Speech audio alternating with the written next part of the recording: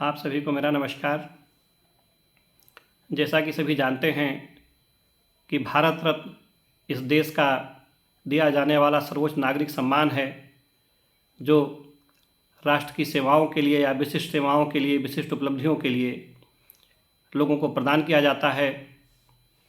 भारत रत्न देने की शुरुआत सबसे पहले 1954 में की गई थी और प्रारंभ में इसे मरणोपरांत देने की व्यवस्था नहीं थी।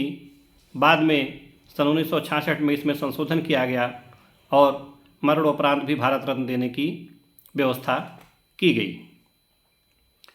भारत रत्न के अंतर्गत दिया जाने वाला जो मेडल होता है वो एक तांबे का पत्र होता है, पीपल के आकार का तांबे का पत्र बनाया जाता है, जिसमें प्लेटिनम से एक सूर्य की, चमकते हुए सूर्य की आकृति बनाई जाती है और उसमें चांदी से भारत रत्न देवनागरी लिपि में लिखा जाता है। भारत रत्न की परंपरा शुरू होने के बाद इस देश के धरोहरों को अमूल्य सेवाओं के लिए भारत रत्न देने की प्रथा शुरू हुई और बहुत सारे लोगों को भारत रत्न की उपाधि से नवाजा गया। लेकिन इस देश के एक अमूल्य रत्न डॉक्टर बाबा साहब भीमराव अम्बेडकर को लंबे समय तक भारत रत्न नहीं मिल पाया।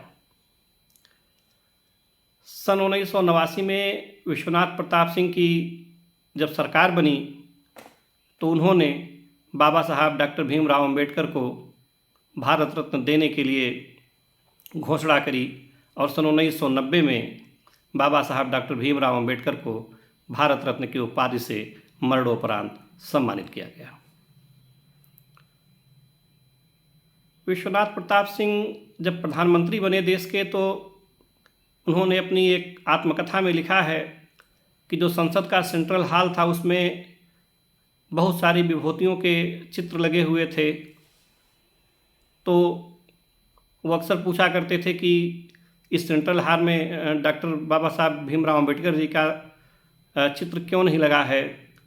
तो कह दिया जाता था कि चूँकि इसमें जगह बची नहीं है, दीवारें भर गई हैं, जगह बची नहीं है, तो इसलिए उनका चित्र यहाँ नहीं लगाया जा सका है।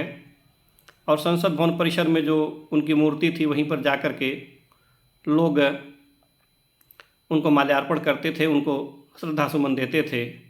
तो विश्वनाथ प्रताप सिंह का कहना था कि नहीं, इस सेंट्रल हॉल में बाबा साहब डॉक्टर भीमराव अम्बेडकर का एक चित्र अवश्य होना चाहिए और अगर आपके मन में किसी के लिए जगह है तो निश्चित रूप से दीवार पर जगह तो बनी जाएगी, उनका चित्र लग जाएगा। और जब विश्वनाथ प्रताप सिंह प्रधानमंत्री बने तो उन्होंने इस कार्य को किया, उन्होंने इस कार्य को कर दिखाया। बहुत बहुत धन्यवाद, बहुत बहुत आभार।